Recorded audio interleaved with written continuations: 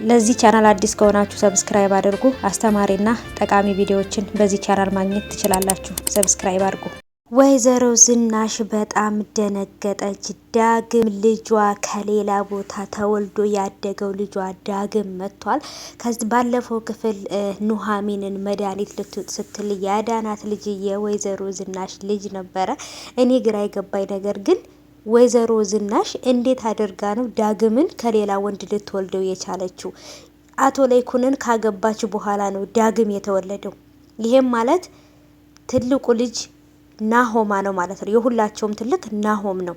ከዛን ዳግም ተወልዶ ሲያበቃ ደግሞ ድጋሚ ደግሞ እንግዲህ ይችኛይቱ ትንሿ እህታቸው የተወለደችው ማለት ነው፣ ኤሚ ማለት ነው። እና ግራ የተጋባሁት ነገር እንዴት አድርጋ ነው 9 ወር ሙሉ ደብቃ ከአቶ ለይኩን ይሄ ልጅ የወለደችው?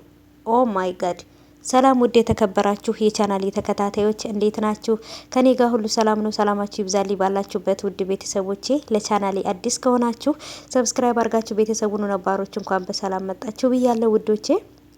ዛሬም እስኪ ድጋሚ በኑሐሚን ድራማ ላይ መጥቻለሁ።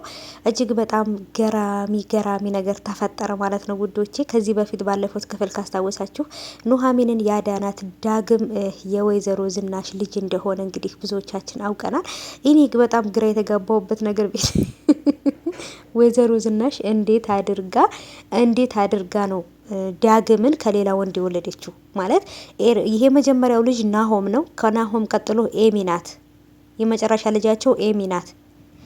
ግን በመሀል ነው ዳግም የተወለደው።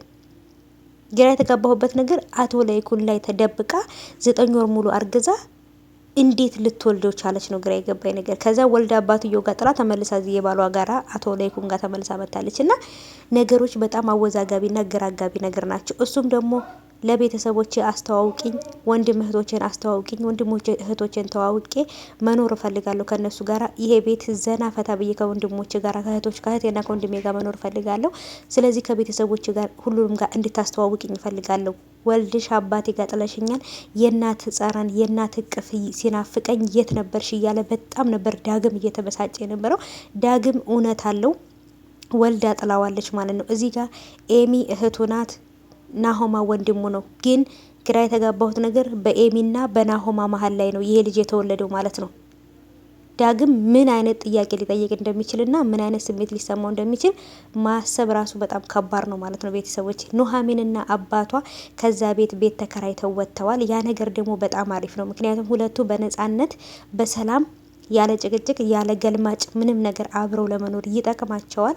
ኑሐሚን አባቷ እንግዲህ ይቅርታ አድርጎላት በቼም እንደ በፊቱ ባይሆንም ብቻ ግን ይቅርታ አድርጎላት አብረው እየኖሩ ነው። አቶ ለይኩንም ቤት እገዛላችኋለሁ ግን ደግሞ ላሁኑ ግን ኪራይ ነው ተቀመጡበት ብሎ አሪፍ ቤት ውስጥ ነው ያመጣቸው። ቤቱ ንጽት ያለ ነው፣ ምርጥ ቤት ነው። ግን አሁንም ግራ የተጋባሁበት ነገር ኤርሚያስም ኑሐሚንን ያፈቅራታል። ኑሐሚን ደግሞ እርጉዝ እንደሆነች እያወቀ ይሄ ልጅም ሲያያት ራሱ የወደዳት ይመስለኛል። ዳግም እናቱ ቤት ቀጥ ብሎ የጓደኛ ልጅ ነው ብላ አምጥታ እዚህ ያስገብተዋለች። እናትና ልጅ ሲጨቃጨቁ ወይንም ኤሚ ወይንም ናሆማ ወይንም ደግሞ አቶ ለይኩን ስለዚህ ነገር እንዳያውቁ በጣም ፈርቻለሁ ቤተሰቦች። ምክንያቱም ቤት ውስጥ እየተጨቃጨቁ ነው እናትና ልጅ ማለት ነው። ወይዘሮ ዝናሽና ዳግም እናቴ ነሽ እኔም ልጅሽ ነኝ፣ ከቤተሰቦች ጋር አስተዋውቂኝ እያላት ነው ማለት ነው። ይሄን ነገር ኤሚ ራሱ ከሰማች በጣም ከባድ ነው። ኤርሚያስም ደግሞ የሁሉም የኑሐሚንንና የአምራንን ህይወት እንዳበላሸ የቤት ሰራተኛቱ ወይንም ደግሞ የኑሐሚን እህት ለኤሚ ነግራት፣ ኤሚን በጣም ተናዳለች። ምክንያቱም ኤርሚያስን እሷ ራሱ ሳትወዱ ሳታፈቅረው አትቀርም ነበረ። ስለዚህ ነገር ስትሰማ ደግሞ በጣም የተናደደችው። ብቻ ግን እነ ኑሐሚን እዛ ቤት ስለወጡ በጣም ደስ ብሎኛል። ቀጣዩም ደግሞ በደንብ እናያለን።